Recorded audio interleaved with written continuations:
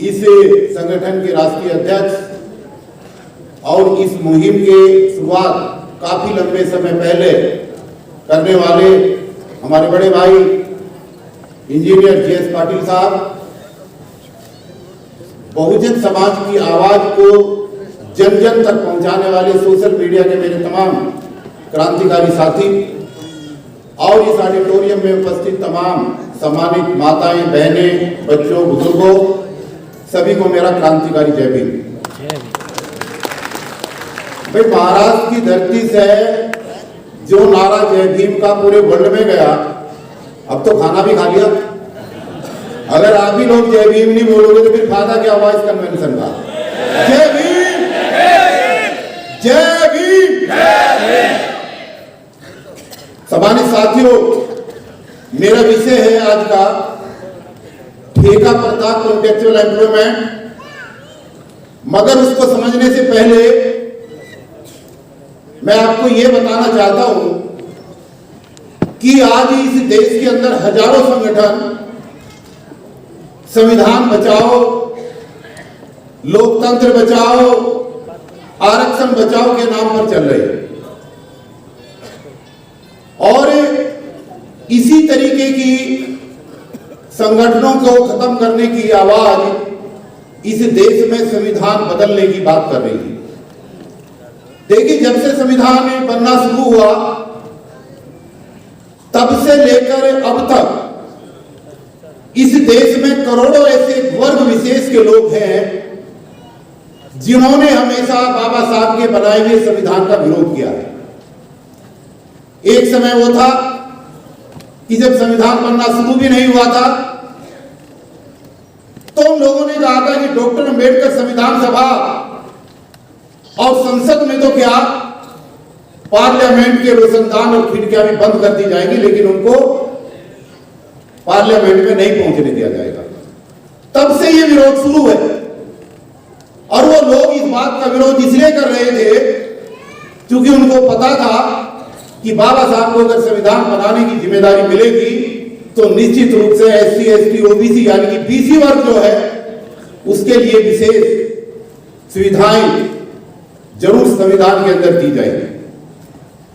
जितनी तरीके की सुविधाएं बाबा साहब ने जो प्रावधान दिए हैं उनमें जो सबसे बड़ा प्रावधान है जो पिछले 75 सालों से इन लोगों को चुभ रहा है, वो दो प्रावधान है। पहला प्रावधान है देश के अंदर रिजर्वेशन व्यवस्था और दूसरा व्यवधान है कि हर अमीर और गरीब लोगों को बराबर की वोट का अधिकार मिले। दोस्तों, ये तीन तरीके के रिजर्वेशन, पहला रिजर्वेशन इन एजुकेशन, दूसरा रिजर्वेशन इन सर्विसेज और तीसरा रिजर्वेशन इन पॉलिटिक्स। इन तीनों ही रिजर्वेशन को पिछले 10 वर्षों में बहुत ही सुनियोजित षड्यंत्र के तहत खत्म किया जा रहा है। एजुकेशन का सिस्टम इतना महंगा कर दिया गया, सरकारी स्कूलों को बंद कर दिया गया और प्राइवेट स्कूलों को की संख्या बढ़ा दी गई ताकि महंगी एजुकेशन गरीब आदमी की पकड़ से बाहर हो जाए। दूसरा, जो लोग रिजर्वेशन का लाभ लेकर के डॉक्टर बने, इंजीनियर बने, लिपिक बने, आईएएस बने, पीसीएस बने, जज बने, कलेक्टर बने, वो बात इन लोगों को हजम नहीं हुई और उस व्यवस्था को पलटने के लिए ये देश के अंदर ठेकेदारी प्रथा लेकर के आए, लेटरल एंट्री लेकर के आए ताकि ठेकेदारी प्रथा और आउटसोर्सिंग की आड़ में न बजेगा बांस और न बजेगी बांसुरी। इन्होंने आरक्षण को मूलतः खत्म करने का एक जरिया बना लिया। इस देश के अंदर राजनेता, विभाग के अधिकारी और ठेकेदार, इन तीनों लोगों की तिगड़ी ने मिलकर के यहां पर एक ऐसी व्यवस्था को जन्म दे दिया कि न तो वैकेंसी निकलेगी, न रिक्रूटमेंट होगा और जब वैकेंसी नहीं निकलेगी, रिक्रूटमेंट नहीं होगा, तो ऑटोमेटिकली रिजर्वेशन खत्म हो जाएगा। तो ये जो व्यवस्था इस देश के अंदर की जा रही है और जिस तरीके से यहां पर रिजर्वेशन को खत्म करने की साजिश रची जा रही है, उसी साजिश का नाम है ठेका प्रथा, उसी का नाम है कॉन्ट्रैक्चुअल एम्प्लॉयमेंट और उसी की आड़ में पूरे देश को आरक्षण से वंचित रखने का एक षड्यंत्र शुरू हो रहा है। देखिए, ठेकेदारी व्यवस्था इस देश के अंदर पहले भी थी और ठेकेदारी व्यवस्था आज भी है और ठेकेदारी व्यवस्था हमेशा रहेगी। लेकिन पहले जो ठेकेदारी व्यवस्था हुआ करती थी वो सिर्फ टेम्परेरी बेसिस के लिए होती थी, जिसका पीरियड बहुत कम होता था। जहां पर मैन पावर ज्यादा जरूरत होती थी वहां पर एक्स्ट्रा लेबर को लेकर के वहां पर उस व्यवस्था को अंजाम दिया जाता था और एक समय खत्म होने के बाद में उस लेबर को फ्री कर दिया जाता था। लेकिन आज क्या हो रहा है? आज ये हो रहा है कि छोटे से छोटे पद से लेकर और ऊंचे से ऊंचे पद तक हर जगह इस व्यवस्था को लागू करके इन सरकारों ने, सरकार चाहे केंद्र की हो चाहे राज्यों की हो, सब एक जैसी है इस मामले में। इन लोगों ने जो वहां पर सैंक्शन वैकेंसी हुआ करती थी, जो वहां पर एक्चुअल मैन पावर हुआ करती थी, उसको पूरी को खत्म कर दिया है। और इंजीनियर हो, डॉक्टर हो, प्रोफेसर हो, पायलट हो, मजदूर हो, कितना भी बड़ा पद हो और किसी भी तरीके की सरकारी वैकेंसी और विभागों के अंदर वैकेंसियों की खाली रिक्तियां हो, इन्होंने वहां पर विज्ञापन के माध्यम से भर्ती व्यवस्था बिल्कुल बंद कर दी है और वहां पर जितनी भी वैकेंसी खाली होती है सब पर आउटसोर्सिंग करना शुरू कर दिया है। आज हालत यह है कि महाराष्ट्र के अंदर तो मुझे नहीं पता, लेकिन ज्यादातर आउटसोर्सिंग पर काम करने वाले जो कर्मचारी हैं उन कर्मचारियों को मात्र 12,000, 13,000, 14,000 रुपए पर मंथ मिलता है। अब आप समझ सकते हैं कि जिस युवा को MA, BA, PhD करने के बाद मात्र 14 या 15,000 रुपया पगार का मिलेगा, आखिर आने वाला उसका जो बच्चा है वो इस महंगाई के दौर में कैसे शिक्षा ले पाएगा और कैसे वो आगे बढ़ करके कल आने वाले कल में जज, कलेक्टर, IAS या इंजीनियर, डॉक्टर बन पाएगा। इस व्यवस्था में सबसे बड़ा यही एक इनकी सोच का परिणाम है कि जो कुछ हुआ सो हुआ। बाबा साहब के दिए हुए आरक्षण के प्रावधान की वजह से जितने लोग गरीबी की रेखा से ऊपर उठ गए तो उठ गए, लेकिन अब वर्तमान समय में गरीब और मजदूर का बेटा मजदूर ही बने, महंगाई के शिक्षा के दौर में वो आगे ना बढ़ पाए, ये एक षड्यंत्र के तहत इन सरकारों ने यहां पर व्यवस्था की है। देखिए, किसी भी कन्वेंशन का दोस्तों एक पर्पस होना चाहिए कि हमारे देश के जितने प्रदेश हैं वहां पर अगर किसी प्रदेश के अंदर कोई अच्छी व्यवस्था लागू है तो हम सबका ये फर्ज बैठना चाहिए कि उस अच्छी व्यवस्था का लाभ उन प्रदेशों के कर्मचारियों को भी मिले जहां पर वो व्यवस्था लागू नहीं है। अब मैं आपको बताना चाहता हूं कि दिल्ली के अंदर जो बिजली विभाग है वहां पर प्राइवेटाइजेशन 2 जुलाई 2002 को हुआ।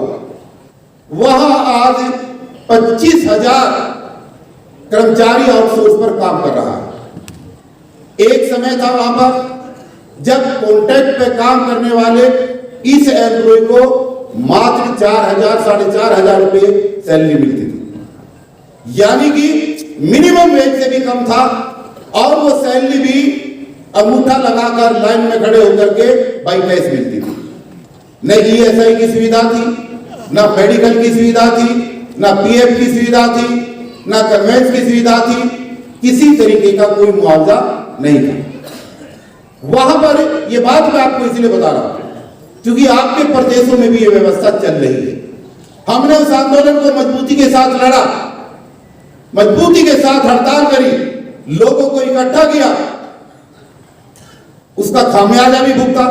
पाटिल जी को बहुत अच्छी तरह पता है कि मेरे 35 साल के सर्विस के इतिहास में मैंने 15 साल नौकरी करी है और 20 साल में सस्पेंड और टर्मिनेट रहा हूं, 11 बार सस्पेंड और टर्मिनेट रहा हूं और 11 के 11 बार इस लेबर यूनियन की लड़ाई लड़ते लड़ते मेरे ऊपर ये सारे मामले बने हैं। लेकिन वहां पर जो आंदोलन हुआ, उस आंदोलन की खूबसूरती यह है कि उन 25,000 कर्मचारियों को हमने मिनिमम वेज के दायरे से बाहर निकाला। और आपको जानकर ताज्जुब होगा कि जो लोग मिनिमम वेज के दायरे से भी नीचे सैलरी वहां पर लिया करते थे, आज दिल्ली के अंदर बिजली विभाग के अंदर उन कर्मचारियों की सैलरी 30,000 से लेकर के 50,000 रुपए पर मंथ है। इसके साथ साथ मिनिमम वेज से बाहर निकालकर सैलरी बढ़वाने के साथ साथ अगर ड्यूटी के दौरान किसी कर्मचारी की डेथ हो जाती है, एक्सीडेंट हो जाता है, तो पहले 1 रुपया भी नहीं मिलता था। आज अगर ऐसा किसी कर्मचारी के साथ होता है तो एक बहुत बड़ा आंदोलन हमने किया, उसका जिक्र नहीं करूंगा, लंबी कहानी हो जाएगी। आज वहां पर व्यवस्था यह है कि at the time of the death, उसी दिन उस परिवार के आश्रित परिवार के सदस्यों को 20 लाख रुपए का चेक उसी दिन मिलता है अगर किसी की डेथ हो जाती है। यह व्यवस्था पूरे देश में कहीं नहीं है। उनको कन्वेंस की सुविधा, छुट्टी की सुविधा, तमाम सारी सुविधाएं मिली है। इसलिए राज्य के आए हुए तमाम साथियों से और मंच पर बैठे हुए प्रतिनिधियों से ये मेरा कहना है कि ये व्यवस्था हमें कॉन्ट्रेक्चुअल एम्प्लॉय के रूप में हर प्रदेश के कर्मचारी को मुहैया करानी है, तभी बाबा साहब का लेबर यूनियन के बनाने का वो सपना पूरा होगा जो उन्होंने उस समय पे किया था। और जिस प्लेटफॉर्म के ऊपर हम बैठे हैं, ये भी बताना जरूरी है, 1997 आज से 27 साल पहले इस प्लेटफॉर्म की, इस मूवमेंट की शुरुआत आदर और सम्मान के योग्य जे पाटिल साहब ने और हमने बैठकर नासिक से की थी। और उस मूवमेंट का उस समय जो संगठन में जो जिम्मेदारी थी, मेरे को राष्ट्रीय अध्यक्ष के रूप में जिम्मेदारी समय पे दी गई थी। वो मूवमेंट पाटिल जी ने चलाया बड़ी खूबसूरती के साथ और आज पूरे देश में इस यूनियन को खड़ा करके बाकी ट्रेड यूनियनों के दर्जे में ला करके उसको कंपटीशन में ला दिया है। इसके लिए वो बधाई के पात्र हैं। जोरदार तालियों से पाटिल जी का इसके लिए आप धन्यवाद करें, अभिनंदन करें। वो इसके लायक हैं और वो इसके लायक थे, उन्होंने इसको आगे बढ़ाया।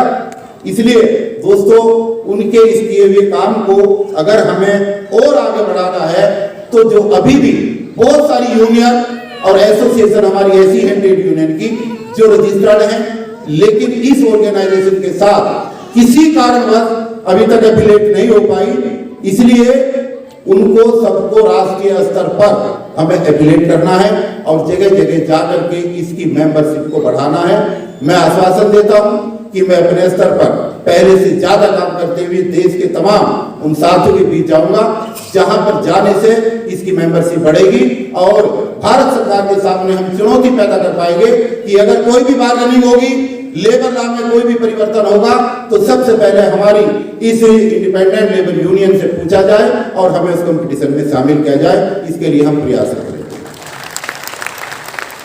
दोस्तों, ये जो मैंने अभी आपको बताया कि ये ठेका प्रथा इन लोगों को रास क्यों आ रही है, इसका एक बहुत बड़ा कारण यह है कि सरकारी नौकरी में नियुक्ति होने के बाद जो सैलरी मिलती है वो एम्प्लॉय की अपनी सैलरी होती है, लेकिन ठेका प्रथा में जितना टेंडर होता है और टेंडर के हिसाब से पर एम्प्लॉय जितनी सैलरी निर्धारित होती है, इस देश के राजनेता, इस देश के अधिकारी और इस देश के ठेकेदार, ये जो तिगड़ी है, आप विश्वास करिएगा, मैं अध्ययन के आधार पर कह रहा हूं कि जितनी सैलरी उनकी सरकारी तौर पर रिलीज होती है उसका 50% हिस्सा ये लोग खा जाते हैं और बाकी 50% हिस्सा मात्र उनको, गरीब लोगों को मिलता है, जिसकी वजह से उनको पूरी सैलरी नहीं मिल पा रही पूरे देश में।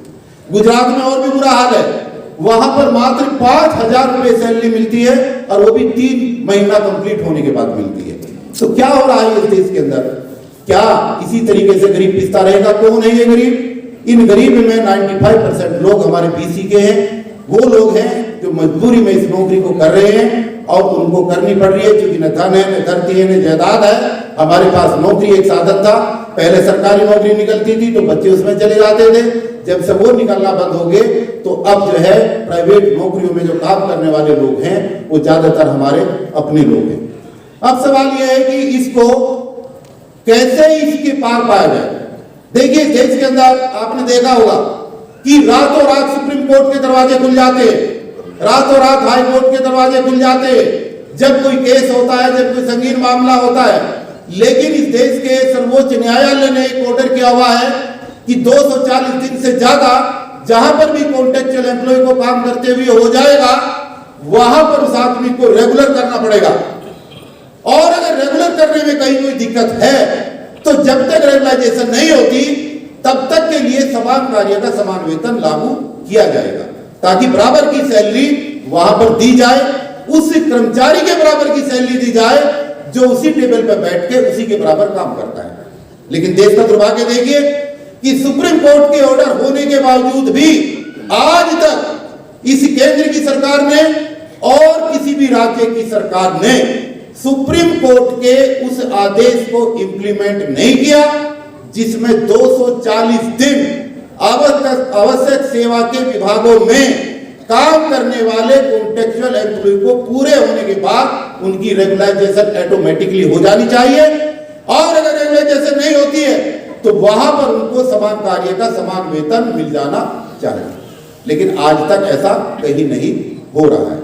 हम सब लोगों को कोशिश करनी चाहिए, क्योंकि सरकारी नौकरियां धीरे धीरे कम होती जा रही है और प्राइवेट कल्चर की नौकरियां बढ़ती जा रही है।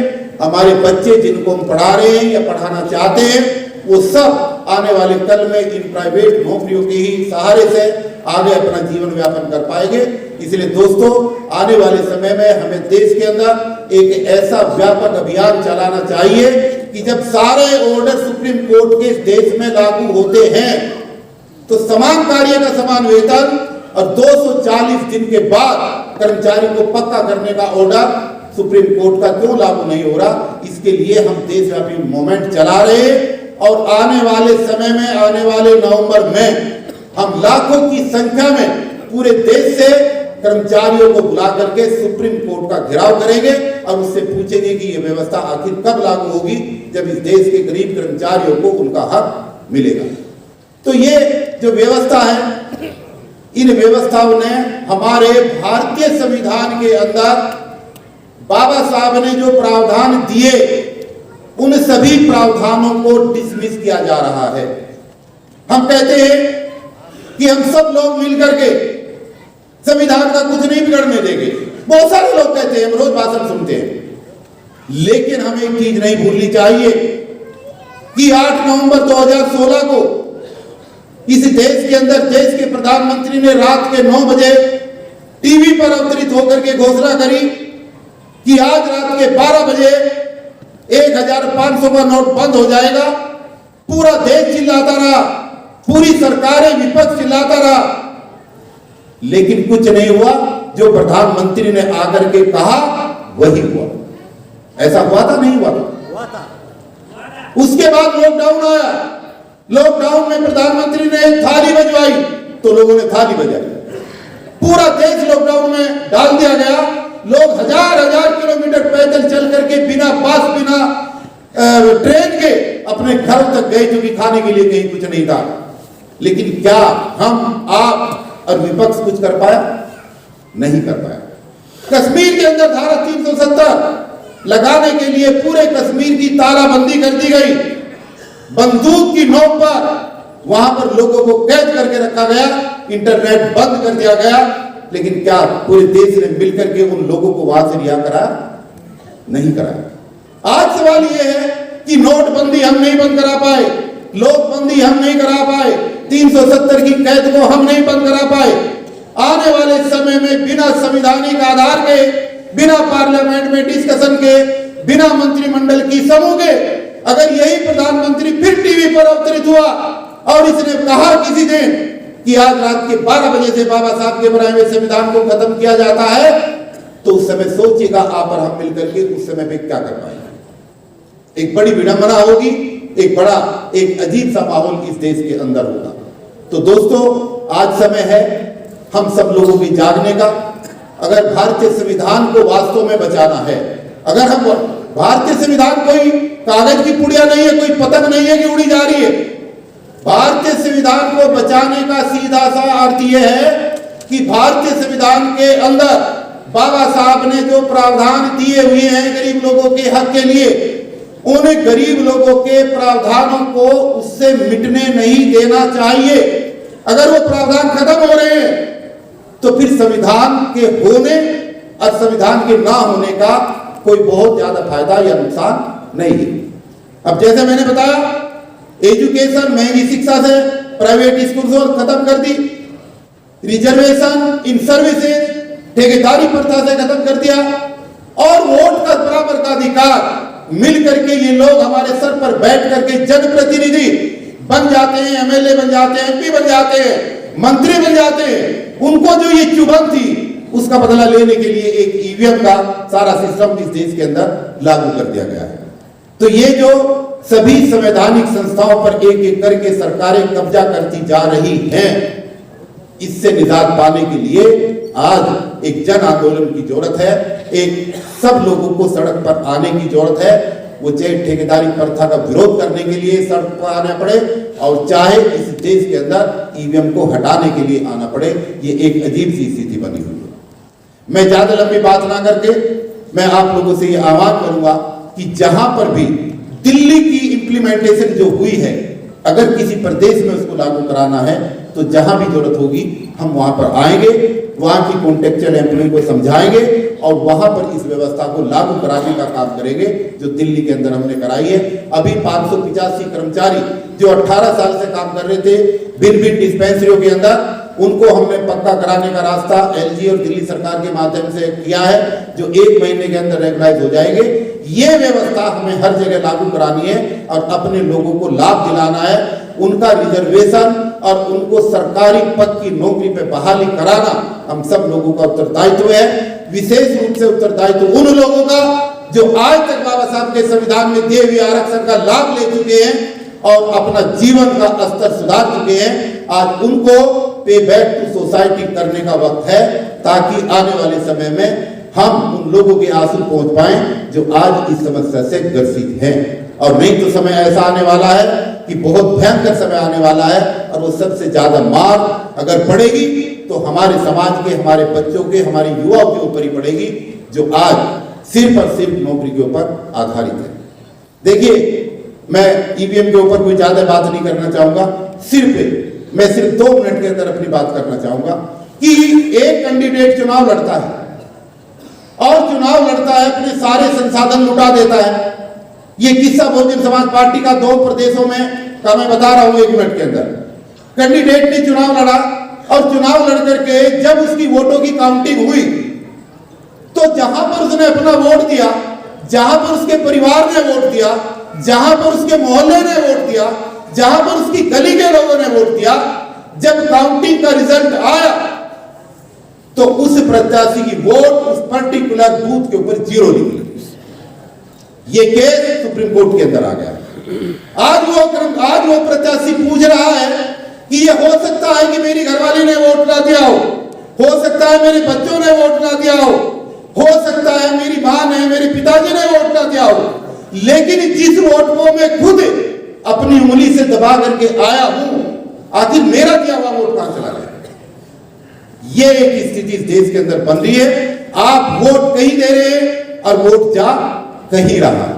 इसलिए यह भी एक आंदोलन हमारे लिए इसलिए जरूरी है कि बाबा साहब ने बहुत बड़ी कुर्बानी देकर जिस वोट को देने का अधिकार हमें दिया, अगर उनके दिए इस अधिकार को हम इस्तेमाल करते हैं और हम वोट किसी को देते हैं और दिया हुआ वोट जा कहीं हो रहा है, तो जब तक इस व्यवस्था को ठीक नहीं करेंगे तो शायद बाबा साहब के उस प्रयास का कोई फायदा नहीं होगा जो उन्होंने लड़ करके ये हक हमें दिलाया था।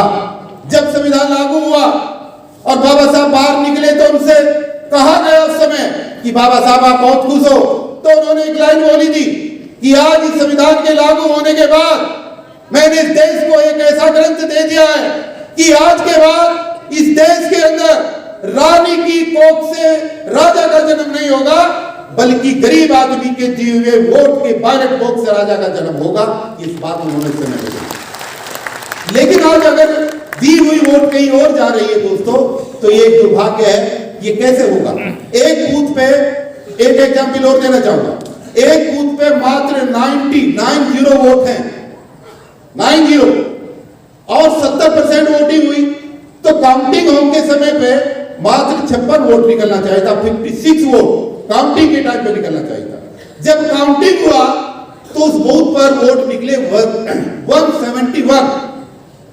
जब 171 वोट निकले तो चारों तरफ हाहाकार मच गया कि भाई टोटल वोटर की संख्या ही 90 है, तो 171 वोट कहां से आए? तो चुनाव आयोग ने आनंद फानन में अपने 5 अधिकारियों को एट द स्पॉट सस्पेंड कर दिया। आज सवाल ये है, सस्पेंड करना ना करना ये सवाल नहीं है, सवाल ये है कि इसका मतलब ईवीएम के अंदर गड़बड़ है, और जबरदस्त गड़बड़ है। एक चंदौली के किस्से को कह करके मैं अपनी बात समाप्त करना चाहूंगा कि उत्तर प्रदेश के अंदर चंदौली एक जगह है, वहां पर चुनाव हुआ, चुनाव का रिजल्ट आ गया, रिजल्ट में प्रत्याशी में एक किन्नर भी थे, तो किन्नर को हरा दिया गया और दूसरे प्रत्याशी को जिता दिया गया। सारे किन्नर एक जगह इकट्ठे हुए और सब नंगे हो गए, और उन्होंने लाठी उठाई और एसडीएम को पीटना शुरू किया। जब वहां पर पिटाई का सिलसिला शुरू हुआ तो 2 घंटे के अंदर जिस किन्नर को हरा दिया गया था, 2 घंटे के बाद में दोबारा रिजल्ट आया और उस किन्नर को जिता दिया गया। तो कहां है लोकतंत्र? बात यह है यार, कहां है आज डेमोक्रेसी? कहां है आज भारत का संविधान? कहां चल रहे हैं हम? कहां खड़े हैं हम? इस बारे में भी जागरूक साथियों को ध्यान देना चाहिए कि अगर तानाशाही सरकारें ही बनती रही और उन्हीं के हाथ में पॉलिसी जाती रही, तो जितनी भी हम कन्वेंशन करते हैं, जितने भी हम कंपेनिंग करते हैं, जितनी भी जागरूकता के अभियान हम पूरे देश के अंदर चलाते हैं, उन सारे अभियानों का जब तक कोई फायदा नहीं है, जब तक कि ऐसी तानाशाही सरकारों को उखाड़ फेंकने के लिए हम अपने मत का प्रयोग करके अपने मन चाहे प्रत्याशी को जिताएंगे नहीं और सत्ता के अंदर परिवर्तन नहीं करेंगे, जब तक शायद ये सारा लोकतंत्र सही होने वाला नहीं है।